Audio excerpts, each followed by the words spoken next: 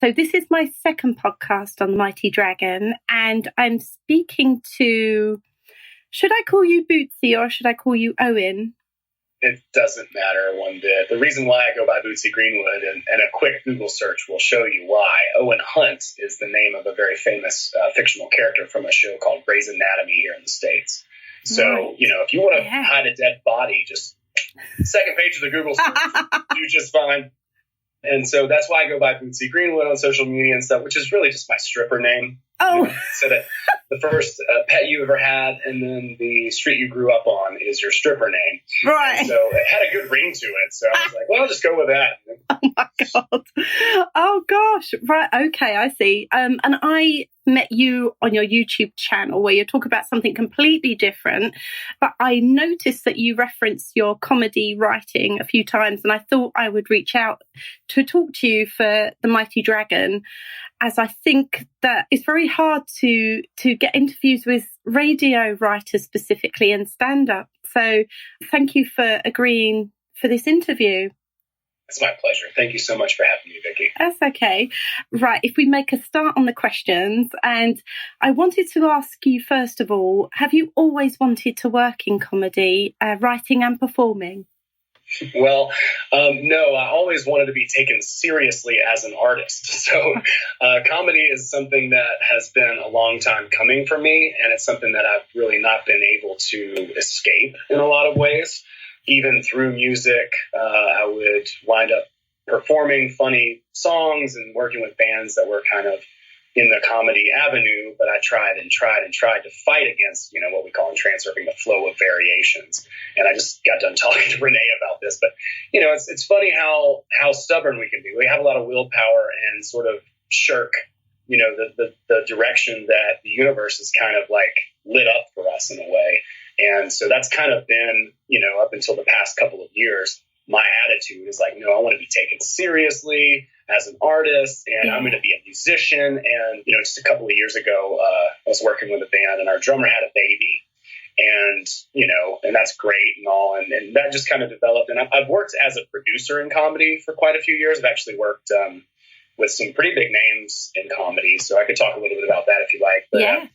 But I'm pretty new to performing, but we started a podcast last year that kind of combined elements of music as well as comedy. And it's sort of split up, so that it's kind of like as if you were listening to the radio and the dial changes, just kind of randomly, and it'll go into a sketch. And then you'll be listening to a sketch for a while, and then the dial will change as if some magic hand somewhere else is changing the dial. And then it will go into some stand-up comedy, and then it will go into music, etc. And so we try to highlight particular band and a particular stand-up comic for each episode, and then write sketch, fake commercials and stuff like that around those little bits. So it's kind of a fun, involved podcast. The production aspect wound up being a lot more overwhelming than we kind of expected. Yeah. But it was a really great way to boost everyone's creative output, as well as just allow ourselves to be silly, and it really opened us up a lot. And so I started doing improv and started doing stand-up as a result, which is something that, since I was a child, people have told me I should do. Okay. Yeah. So you were always a performer? Yeah, I've been a performer for a long time, which is good. And then I got into production in 2004, and I've been producing music as well as television and film, music videos, etc. Since then. So I have a lot of experience behind the camera, and I'm still kind of new to being in front of it. As well as, performing on stage and stuff like that. I'm still learning a lot, and I haven't released any stand-up, but there is quite a bit of stuff that we put together on the podcast channel. So it's called Behind the Dial is the name of it. And you can find that at behindthedialpodcast.com. Okay. That with your YouTube channel, your Bootsy Greenwood one that I watched, I was quite surprised when you just first started putting your content out in front of the camera, because you'd always narrated in a way, hadn't you? Yeah, it's not something that I honestly wanted to do. I didn't want to be in front of the camera, but I just felt that it's just the same way. It's like I felt like I should share this book because the Reality Transurfing book, I think, is very special. It summed up a lot of ideas that I had previously really weren't connected. And when I read Reality Transurfing, it changed my life. And I finally was like, you know what, this is going to be like my sort of Bible, for lack of a better way to put it.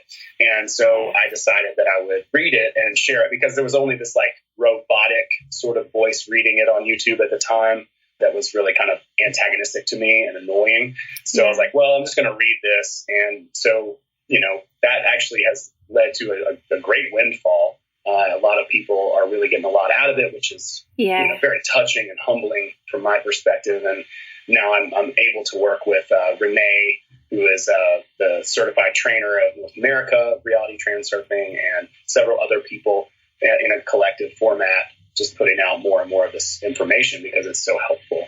I think, too, the way you've presented it is really good. You know, it's broken down quite a tough subject into easy chapters and actually spoke in layman's terms how, you know, what he meant. Vadim Zeeland is the writer of the book. And I think you've presented that very well. Well, thank you very much. Very much a layman. So I have no other way to present it other than to be like, hey, here's about as smart as I am. And I'm trying to encapsulate those ideas in the simplest form possible and just share them with folks because they've helped me tremendously. Yeah. So thank you very much. I really appreciate that. And it's been a bit of a trip to get in front of the camera. And I'm sure you can imagine. It's just as you become very self-conscious, and doing stand-up especially, like I cringe constantly. Most people, if they even record their voice, and when you start doing that, you're just like, ugh, I hate my own voice. And then multiply that by 10, and that's what it's like to be in front of the camera. Okay. Oh, I don't think I'll ever imagine that, to be honest. I quite like to be behind it. Good luck to you, you know, with your success of that channel. It's doing really well. Talking about writing partners, even with your Transurfing stuff and also with your comedy writing, do you prefer to write alone, or do you like to bounce ideas off of other people and collaborate better as a team? I like to collaborate, and it might be even to a fault. But when I'm writing stand-up, it has to be personal. It has to be something that I believe in, something that's true for me, something that's genuine, that I'm genuinely sharing. And I have no problem sticking to that. Sometimes I forget my punchlines when I'm on stage, and I'm just like driving this point home, and it's like, oh, I had 10 jokes that I left out, which is kind of a funny issue to have as a stand-up. But I do run that stuff by my friends. I have a couple of different writing partners, and we basically just help each other sort of punch up, right?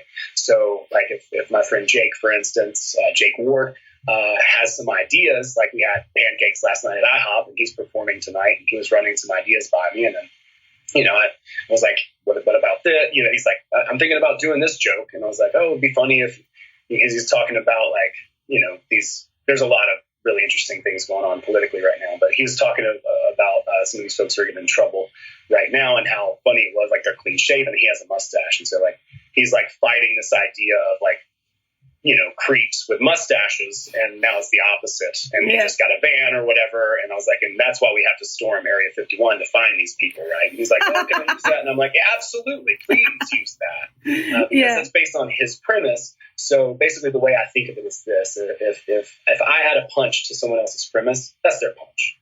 And if someone else adds a punch to my premise, then that's my punch. And that's how I write with them. So Kelly Petronas is also another comedian that I work with pretty closely. Jeff Fox is more of a musician, but also just an incredible writer and kind, beautiful soul, who is one of my closest friends who I also write with. And so very fortunate to have a lot of people around me. Andrew Steck as well, who's a very talented musician. Yeah, I'm just gonna plug all my friends. Why not? Go for it. I love them to death. And Ben Roberts as well. And we do improv as well. So I do improv as well twice a week, just to kind of keep my chops up. A lot of these folks, Christine Williams as well, is involved, and Kelsey Cater also are in part of this improv group that we kind of just formed about a month or two ago. And so that's something that has been really helpful for me and fun. I get a lot more out of doing improv than I do stand-up, to be honest. Like, no matter, even if I have a good set doing stand-up, I'm like still unsatisfied. Whereas even if I have a bad night at improv, I feel invigorated. I don't know if that makes sense. That's so interesting. Yeah, they're really paradoxically complete opposites. Like in improv, for instance, you surrender to the scene, to the energy. You become whatever character that scene needs, and you just let go of your ego.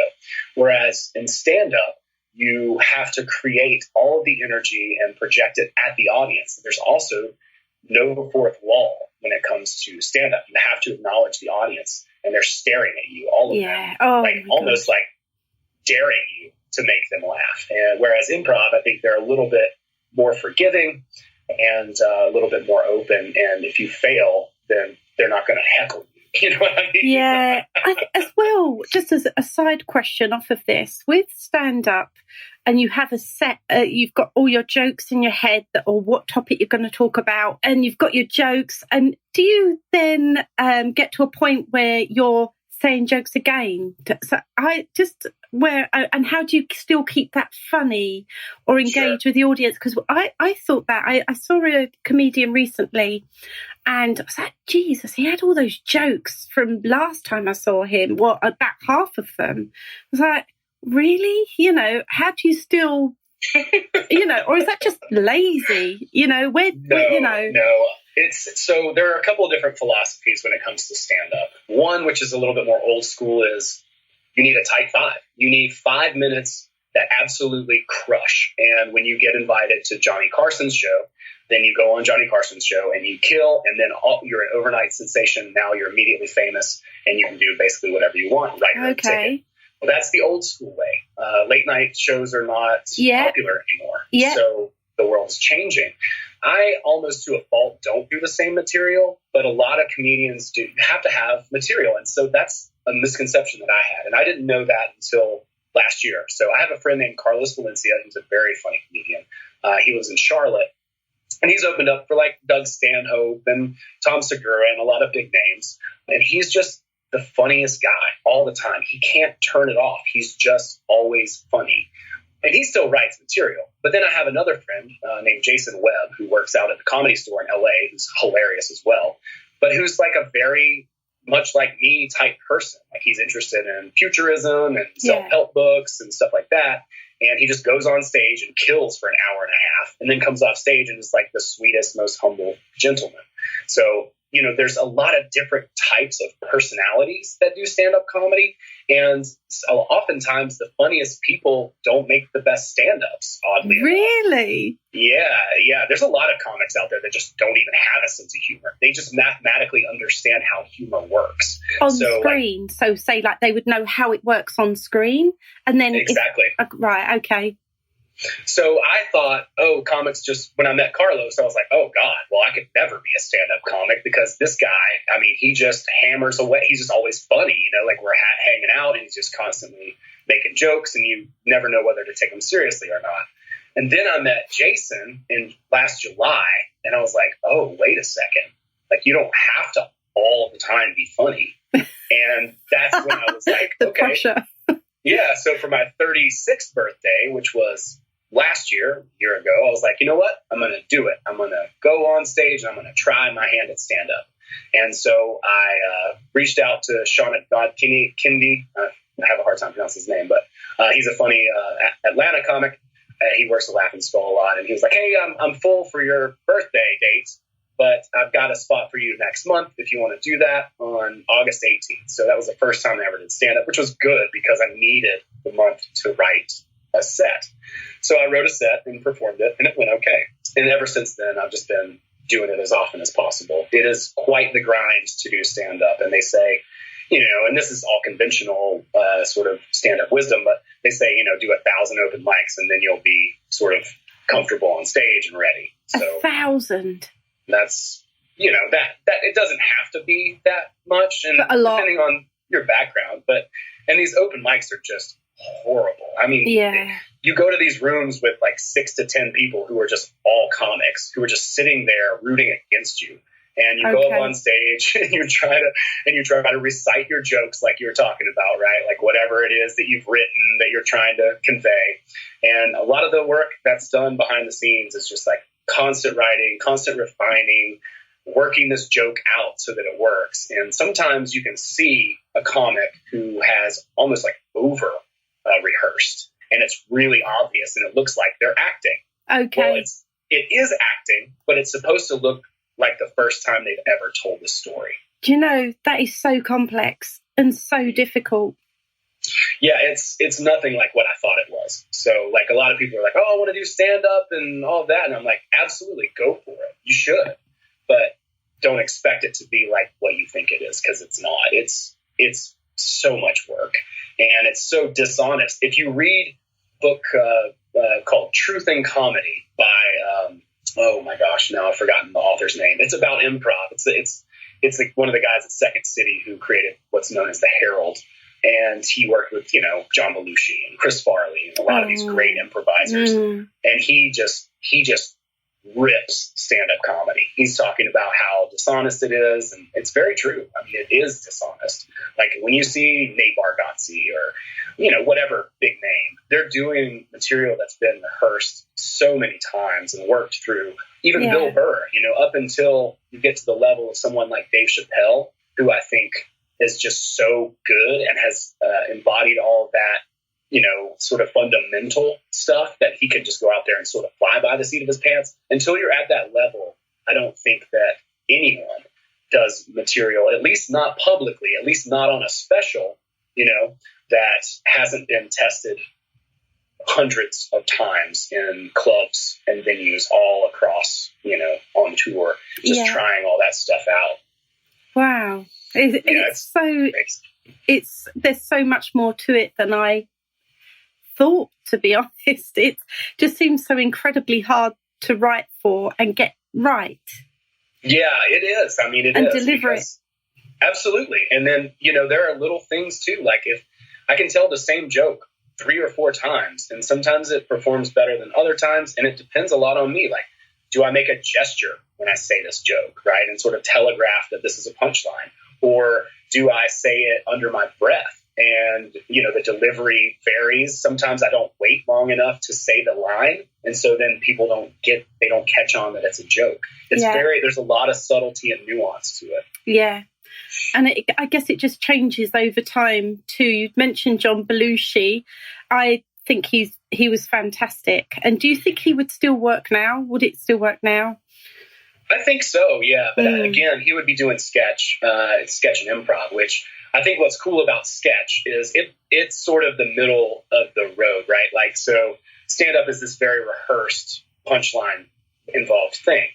Improv is this very unrehearsed, raw energy kind of thing. And so what sketch does is it sort of combines those two elements, right? So what makes a sketch funny is that it's unusual, it's presented in a funny way that kind of gets you giggling, right? Like if you watch like Mr. Show or with Bob and David, or they're masters of sketch comedy. But what's cool is in an improv setting, a lot of times if you try to reach for a joke or a punchline, then you're going to sort of suck all the energy out of the scene. And Del Close is the guy who wrote that book, by the way. And that's what he says in Truth in Comedy. And whereas stand-up's the complete opposite. So sketch sort of bridges the gap because you want to set up these interesting, strange decisions in the sketch, but you can also have punchlines within the sketch. So it kind of bridges the gap. And that's why something like Saturday Night Live, I think John Belushi, yes, very much would be. And if you look at like the National Lampoon, which is where Saturday Night Live's performers came from initially, then what they're doing is they're doing improv, and then they're writing that into a sketch and refining it, and then doing it again, and then refining it and doing it again. So it starts off as this sort of amalgamous, just fun, creative, playful sort of thing, and then they're like, okay, that's a good idea, that's really funny.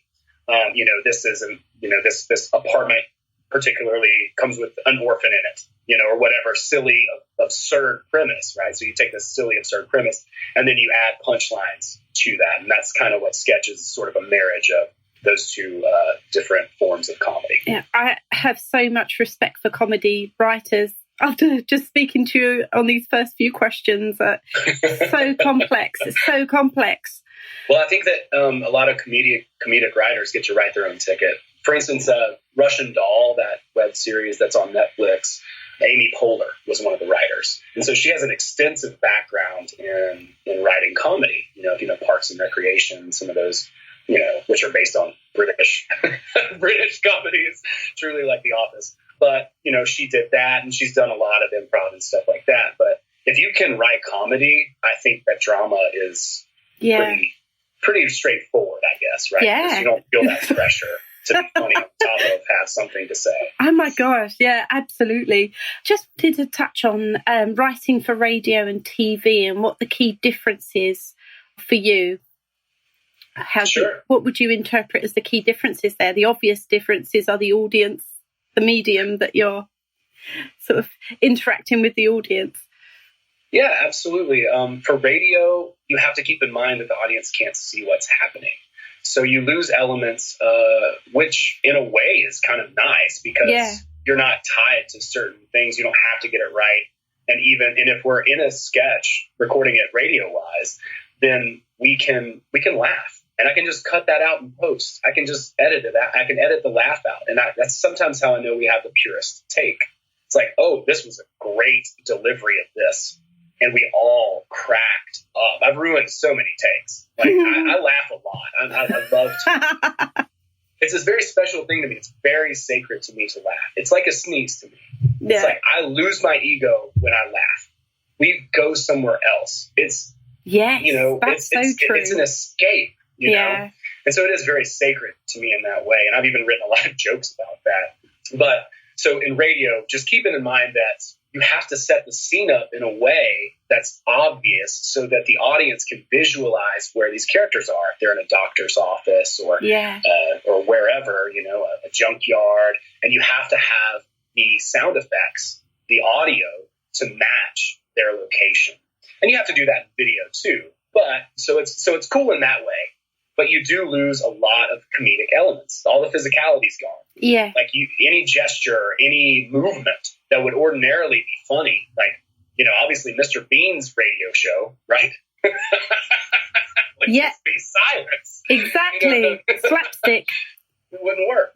So, so we have to sort of use different elements and ideas and tropes, etc., to keep the audience aware of where we are, what's happening in the scene, with background noises, with, maybe even overt explanations about where we're at in the scene. Like there has to be, like, we're going into a store, then we need to have, like a Walmart or a grocery store or something. Then we have to have that sound where the door slides open because it's an electronic door. Yeah. And things like that. Footsteps as well, which all those elements you have to be sure that you have in video, but it's more crucial in radio because the audience has to use their imagination. Yeah. Okay. We've spoken about stand-up, so I'm going to skip over to my next question, which is something that really interests me, is how comedy writers and performers seem to be able to portray very dark characters or write dark drama. And I would give Jim Carrey as my most obvious example of a performer who started in comedy and has gone quite dark. Yeah, I think there's a bigger payoff the darker you go. You have to be careful because there's a line there. But Ricky Gervais's most newest series, where his wife just died of cancer, is a good example of that. And here's how I think of it. I think drama is you trip over a branch, you fall, and you break your arm in the park. Comedy is you trip over a branch, you fall and break your arm, and then a limb from the tree falls and breaks your other arm. Yeah. Comedy is darker than drama. It's more absurd, and it's more, it's more fierce. It's more brutal.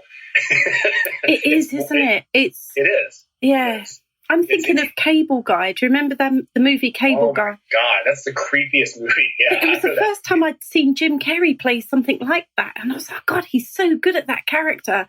But this, to me, it's because he's normally a comic actor. But I always seem to think that with comic actors, they're so good at dark characters.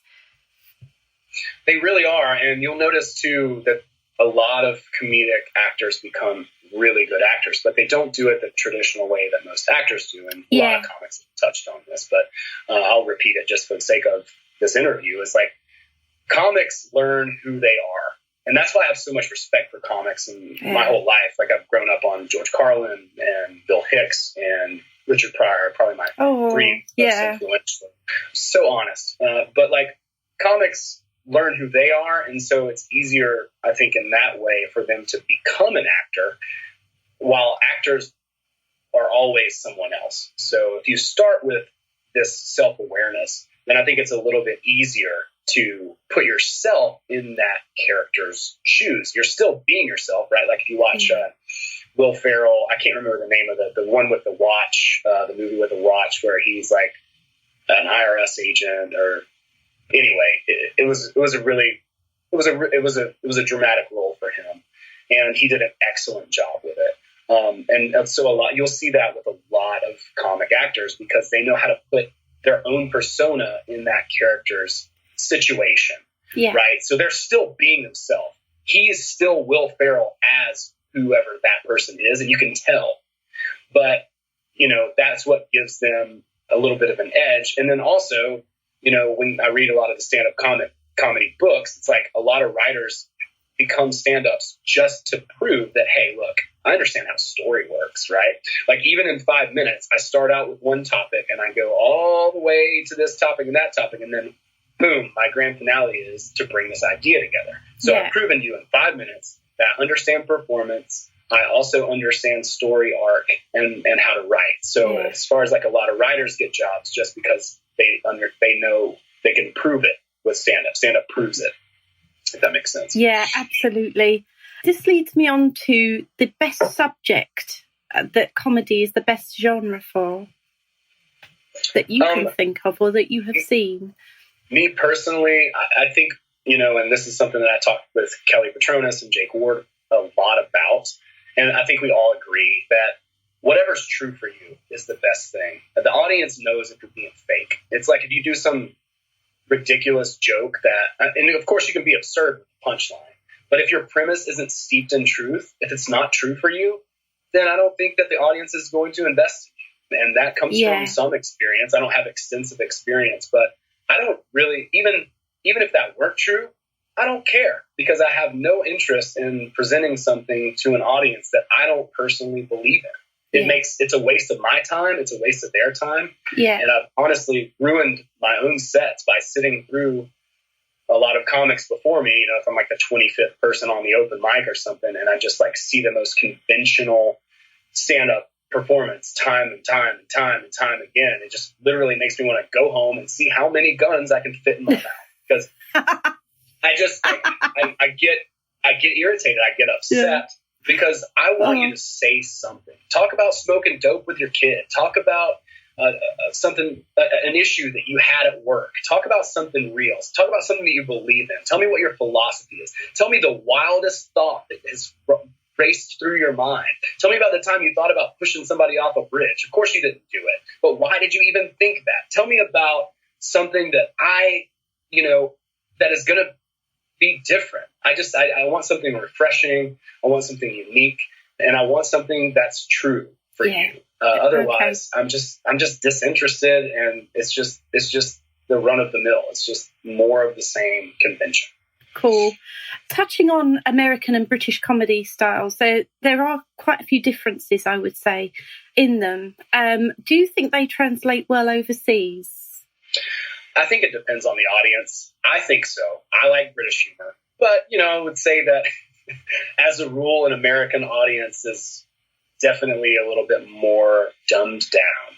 They would, in general, not do as well with intellectual humor, in my opinion. It's where the joke is explained, isn't it? The joke is explained. I've noticed that a lot in the American writing, comedy writing. That's exactly right. Yeah, that's a really good point. Yeah, I feel... do you still think there's that difference now? Is there still the explanation behind jokes? Yeah, I do. Yeah, I think that's true. I think that with what's going on now, too, politically between the countries, like, not to bring, anything weird in, but it's like, in George Orwell's 1984 is talking about Oceania. I think that's starting to happen between Great Britain and U.S. This like Brexit and all that. So I think that we are starting to form a little bit of a symbiosis between our cultures. I have a friend who lives out there in the UK, and I think she would agree with that statement. Yeah. That there's going to be we're going to be eating a lot of the same foods and things like that as the years come up and things like that. So, not to get political at all, I don't mean to, but I just think that we're going to start to share more in common. Absolutely. Yeah, I think so too. I think audiences are going to become very similar, and we won't have that differentiation going forwards. We've touched on your favourite comedy writers and actors, I would say. Mine would be the Python gang. I'm a very big Python fan. I've liked them for so long. I just adore them. And I would say that their comedy hasn't aged, really. You could still watch it now, or audiences could watch it now. Maybe wrong, but I'm biased. And it's actually a question that I wrote after I saw the Stan and Laurel and Hardy film. The recent one with Steve Coogan in, right? I just found it heartbreaking that comedians like Laurel and Hardy had to tour the UK and really struggle to find an audience. So I was just thinking, is comedy styles, can they age? Yeah, very much so. I even heard, and I hear a lot here. So I live in a small town. It's a college town. It's very progressive. And so I hear a lot of people, especially with this new, more PC sort of culture that we have, talk about particular comics and how their comedy didn't age because of certain words they used in 1990, which were common words and things like that. So, I think that culturally, it's really hard to write comedy that doesn't age, because even if it's a great joke, like I could write a great joke about, let's say, like a current event. Well, in 2 weeks, everybody's going to forget about that joke. Yeah. And so I have to come up with something new. But Python is an excellent example of comedy that is so, I guess, meta, for lack of a better word, because it's beyond the parody. It breaks parody. Yeah. And it goes beyond that. And so, like, the Ministry of Silly Walks, for instance, is probably my favorite Python sketch. And it's so absurd. And the point that it makes is always going to be true, as long as we have systems of control. Always. At least I think that's what they're trying to say with it. But that's just my opinion. So I think that, and for that, yes. And then there are a lot of the older, more offensive comedy from the 70s. The millennials don't like it. It hurts their spirit. They don't vibe well with it. Whereas I have a friend named Stuart Huff who lives here, but he's always on the road. He's a road comic. He's hilarious. I highly, highly, highly, highly recommend checking into Stuart Huff. He has an hour on YouTube. Okay. He teaches while he makes you laugh the whole time. He's excellent. But I had a chance to speak with him, and he said that when he first came up in comedy, it was literally about how hard can you push, how offensive can you be. And now we're experiencing the other side of that. The pendulum swung, so to speak. So now, people are a little bit more defensive and a little bit more, or a lot more even, depending on who you ask, depending on what your audience is, a lot more sensitive about the material that they can laugh at. At the same time, I would say there are people who are still testing this. Like, for instance, Andrew Schultz. Andrew Schultz was a comic, has been a comic for a long time, still is, of course, but he is a New York guy and tried to get a bunch of specials, and nobody would do it because his comedy is a little bit offensive. It's on a guttural level, meaning that it's designed to bypass whatever your beliefs are and hit you immediately in the gut and make you laugh. Yeah. And I think he's very brilliant at that. And another thing that he's done to defy convention is he was like, okay, cool. Nobody's going to sign off on my special. I'm just going to chop it up and I'm going to put it on YouTube. So what he did was he took 1 hour of material and he chopped it up into 4 15-minute segments and put that on YouTube and put a bunch of smaller clips on. And what he found was that a lot of people were intimidated to watch an entire hour of someone's comedy, especially if they had never heard of that comic. Whereas when people discovered his channel in the smaller clips, 4 or 5 minutes, 15 minutes, that what would happen was they would probably intend to watch a couple of clips. but wind up watching 2 or 3 hours worth of his stand-up because of our attention spans and things like that. Yeah. Now he's over 500,000 subscribers on YouTube. He's been on Joe Rogan's show, and he's just incredible, huge now. So I like his comedy a lot, and I think it's interesting what he's done, because in the midst of the sort of PC stuff, he is able to defy it and still get away with it. Not everybody can pull that off. Yeah, absolutely. Do you know, you rarely see comedians like that. That's why I like Ricky Gervais, because he will push that. Even I was shocked in Afterlife, the language as well. And now there is that point that, there's no kind of censorship now on that. But I don't think that's such a bad thing, really, because it's still freedom of speech, right? So, and you can choose to watch it or not, right? Absolutely. And that is one thing that I do love about even these garbage open mics. I mean, they are awful. We'll go to these mics in Atlanta, at the top of a pizza joint on a roof, where there's like 10 or 20 people maybe tops, and you'll see somebody just light into something. It doesn't even have to be funny, but they get up there and they're able to express themselves. And just the other day, there was a person that went up who, I'm not sure what their gender was, looked like a woman, but or were dressed in a female sort of attire, but I'll say she just because I don't know, but she had a terrible stuttering problem and literally couldn't get any jokes out. But I almost teared up watching it in the audience, because I was like, wow, like the amount of courage that took. Yeah. And the fact that all of us here, even though I don't know, a lot of the comics are really competitive and secretly hate each other and all that kind of stuff. There's a lot of competition, even though we all suck, are still sitting here and watching this person and giving them their time. It's and they're using it to the best of their ability. And I just think that's a very beautiful thing. I think freedom of expression, freedom of speech is something that is incredibly sacred. And comedy might be the last frontier for freedom of speech. Absolutely. Even in ancient times, right? Like only the jester could make fun of the king. So, that's just something to keep in mind. And I think if you have a message that's important, if you can shroud it in comedy, then you can, generally speaking, not always, but get away with it. And that may change more and more as we head into the future. But I think such a good point to keep in mind. Absolutely. That's absolutely a brilliant point. Just touching on here about the TV stations here will be releasing their Christmas schedules of, what they've got coming up, what specials. And I was so disappointed to see two of my favourite sitcoms that were great years ago. Are they suddenly now appearing this Christmas? Blackadder and Gavin and Stacey, both really well written and really well performed at that time. And I just feel that this is such lazy broadcasting, writing and broadcasting and commissioning. I think we're going to so see disappointed. More conventional. It's almost to the point here in America where it's like, it used to be the dream, if you were a comic, to get your own sitcom.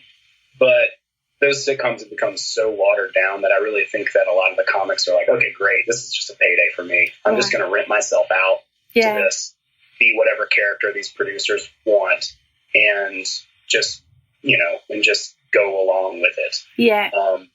But I think there's something interesting that's happened in LA, which is kind of funny because LA is so, historically progressive, where the comedians themselves are at the forefront of the comedy movement. It's not the producers anymore.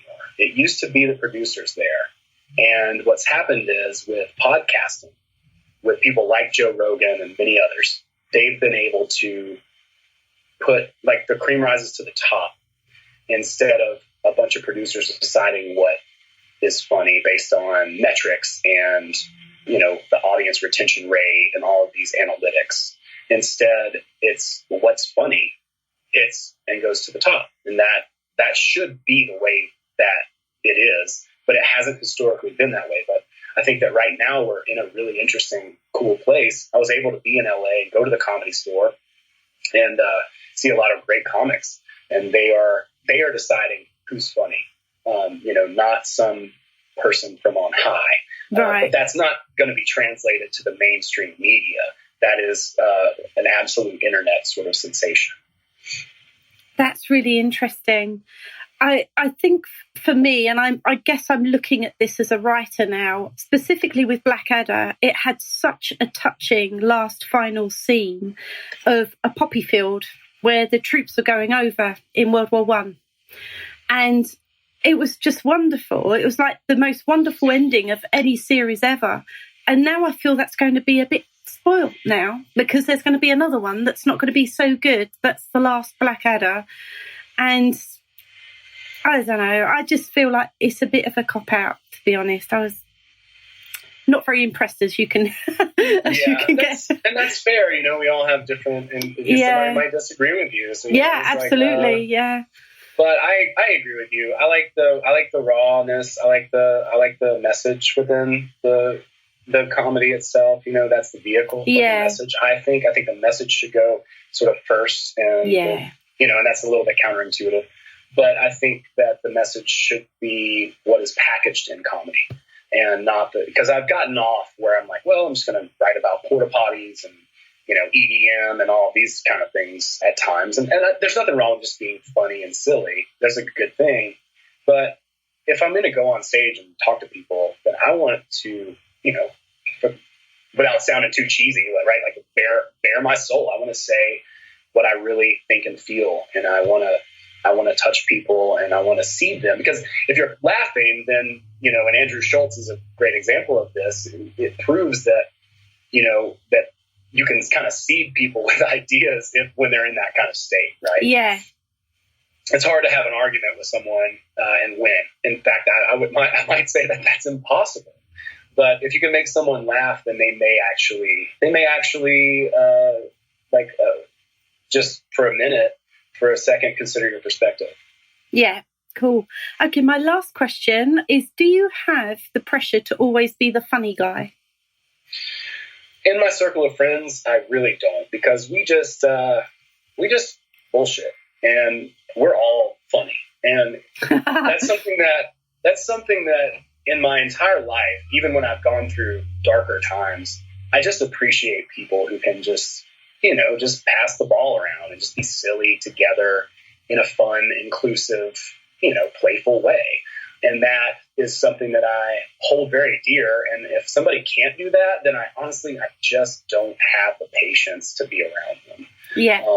I just can't. It's not anything personal, but if we can't riff together, then we're not going to get on very well. It just doesn't work. There's just no chemistry there, you know? So I really value the ability to make anything that's especially serious into something funny or absurd, so that we can all have a laugh at it. It's one of our ways that we could deal with just the heinous realities that face us in the world from time to time. You know, there's some dark stuff out there, and if you can't laugh at it, then sometimes it will have power over you, and you won't be at the cause anymore. You'll be at the effect of this, you know, what we call in transurfing the pendulum, right? Yeah. So just to explain to some of the listeners here that reality transurfing is just such an immensely fantastic book, and it's just a different perspective on how to guide your life or step into a new one, I would guess. You explain it so much better than I do. I think that's a perfect synopsis of it. Do you? Yeah. I learned something. I think that's very simple and straightforward. And see, reality transurfing, I think, and I was talking to Renee about this yesterday, is something that you can take basic principles of and you can see immediate results. Yeah. Or you can go very deep and see all of these nuances that Vadim explains in the book. So it's not something that you don't have to join a cult. You know what I mean? Yeah. I often joke with my friends about, you know, like Kelly came by the other day and I'm recording a podcast. He's like, was that your cult leader? And I was like, yeah, man, there's some Kool-Aid in the fridge. Help yourself. Oh. So, you know, so that's fun and funny. And I think that reality transurfing is a lot different. It sets itself apart from New Age. It sets itself apart from the sort of woo-woo, like namaste, like, you know, sort of, you know, love and light, kind of like fake, hokey, stuff that's out there. It's not that way at all. It's more practical. We're trying to make it even more practical because it is a lot of theory in the book. But we're trying to make it even more practical on Transurfing TV. A lot of the contributors there, and package some other ideas and techniques, I guess. That's really cool. Well, I will definitely be tuning in. And awesome. I just wanted to thank you so much for this talk about comedy writing. It's just an area I don't know anything about, to be honest. I enjoy comedy, obviously, but I've never known about how to create it, or, it's so complex. It's absolutely so complex. It really is. And if you are looking to attain enlightenment, I highly recommend sitting down at a desk and trying to write a few jokes. Your mind will go blank. I can't do that. I'll be here forever. It's so hard. I'll be here forever.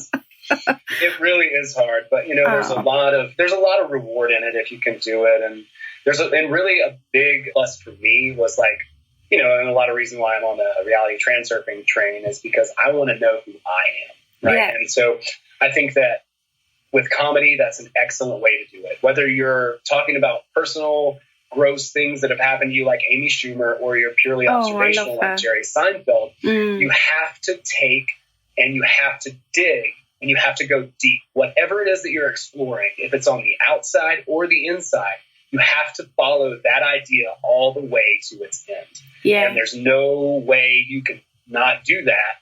That's how you make something funny and relatable to an audience. Thank you so much.